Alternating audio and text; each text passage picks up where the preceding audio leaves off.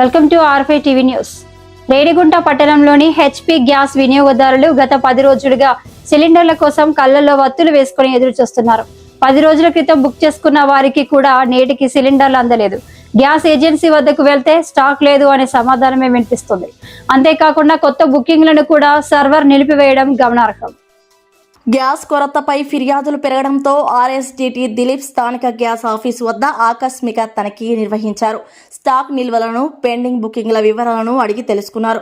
కృత్రిమ కొరత సృష్టిస్తే కఠిన చర్యలు తీసుకుంటామని, ప్రస్తుత అంతర్జాతీయ పరిస్థితుల దృష్ట్యా స్టాక్ను సక్రమంగా పంపిణీ చేయాలని ఆదేశించారు. యుద్ధం ఎక్కడో జరుగుతున్నా దాని ప్రభావం ఇక్కడి సామాన్యుడిపై పడటం పట్ల ప్రజలు ఆందోళన చెందుతున్నారు. అధికారులు త్వరగా స్పందించి ప్రత్యామ్నాయ మార్గాల ద్వారా గ్యాస్ సరఫరాను మెరుగుపరచాలని రేణిగుంట వాసులు కోరుతున్నారు.